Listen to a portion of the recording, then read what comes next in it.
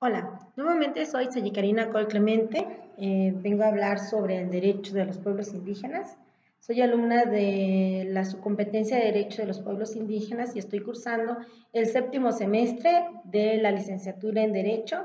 en el Instituto de Investigaciones Jurídicas de la UNACH. Primeramente vamos a hablar sobre los antecedentes históricos más importantes de los pueblos indígenas. Y estos se dan desde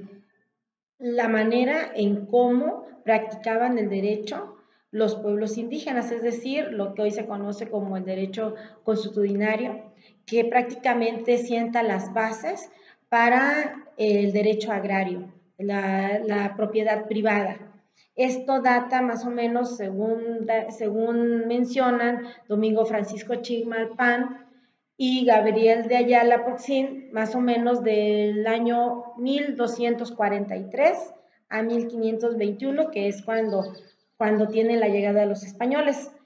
Es en 1936 cuando se crea precisamente el Departamento de Asuntos Indígenas,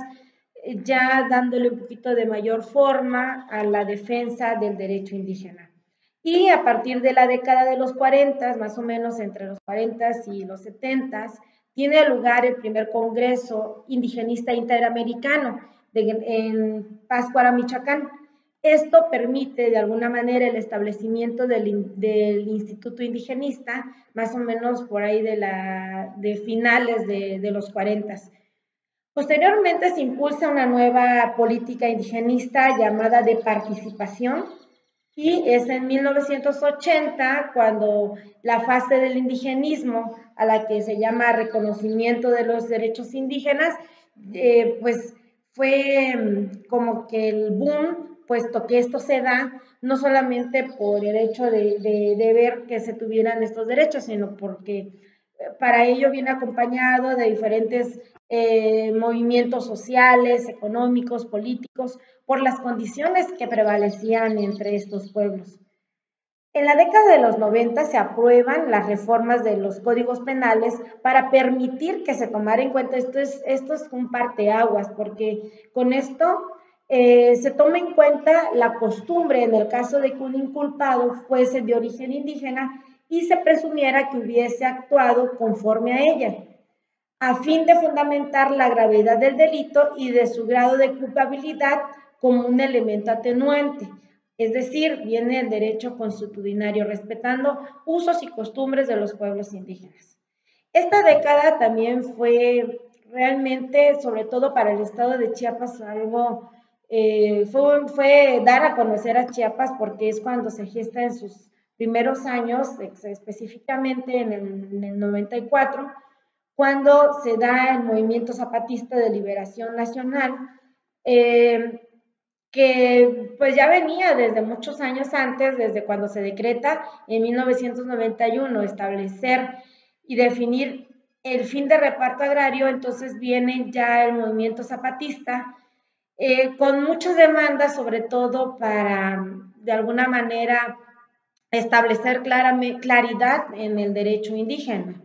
Esto se da desde el 94 hasta el 97, entre los acuerdos, entre las diferentes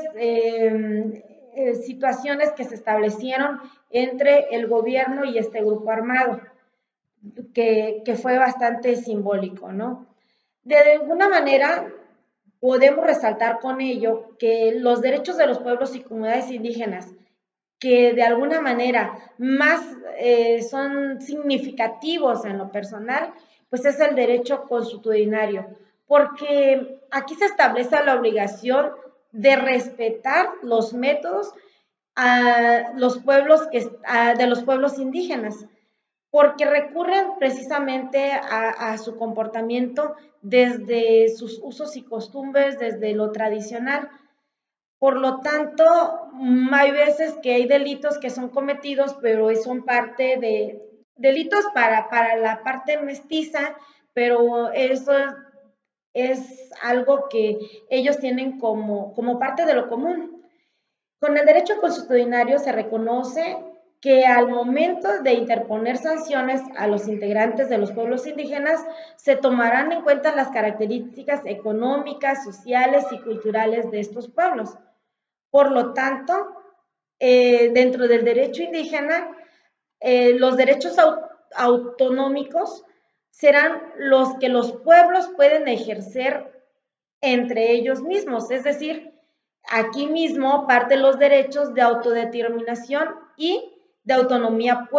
plena de los pueblos indígenas,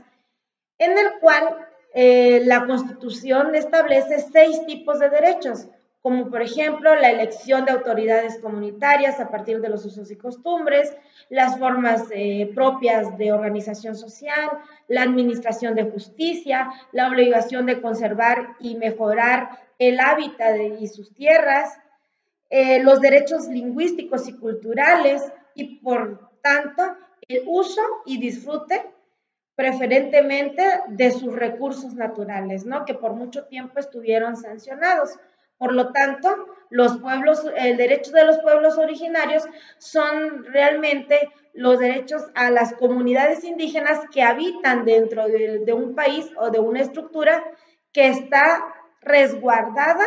por los usos y costumbres. Si nos damos cuenta, aquí en el derecho indígena va a prevalecer precisamente los usos y costumbres de los pueblos, ¿sí? Aunque esto se ejerce desde un marco constitucional de autonomía que asegura la unidad nacional. Esto también, dentro de los derechos indígenas, de los pueblos indígenas, puede expresarse hacia el exterior del Estado, pero siempre respetando la soberanía nacional. De esta manera podemos decir que estos derechos no son resguardados por diferentes sistemas regionales de derechos humanos, así como también por instrumentos de los derechos de los pueblos indígenas, como cuáles, como la Declaración de las Naciones Unidas, el convenio del convenio 169 de la OTI sobre los pueblos indígenas y tribunales de los países independientes, esto firmado en 1989 y ratificado años más tarde por México, y asimismo el ejercicio de los derechos de los pueblos indígenas que se pueden dar desde una escala regional hasta una escala nacional. Esto acuerpado totalmente por organismos y órganos internacionales que se ocupan de cuestiones de los pueblos indígenas, como el Banco Mundial, la Convención del Marco de las Naciones Unidas sobre el Cambio Climático, el Convenio sobre la Diversidad Biológica, la Entidad de las Naciones Unidas para la Igualdad de Género y el Empoderamiento, el Fondo de las Naciones Unidas para la Infancia, el Fondo Internacional de Desarrollo Agrícola, el Instituto de las Naciones Unidas para la Formación Profesional de Investigadores y pues una serie de programas que se han gestado precisamente a la defensa de estos pueblos, como cuáles, como el del medio ambiente, el desarrollo, los asentamientos humanos. Esto es en general como se puede ver que no solamente se defienden los derechos indígenas desde esta parte internacional, sino también hay artículos dentro de la Constitución mexicana que también favorecen y ratifican cada uno de los convenios, acuerdos y protocolos que se han firmado de acuerdo al favorecimiento y rescate de estos derechos, que son sumamente importantes porque de alguna manera podemos ver que se busca la equidad entre los pueblos, sobre todo los pueblos vulnerables, que son los más desfavorecidos como los pueblos indígenas. Muchas gracias.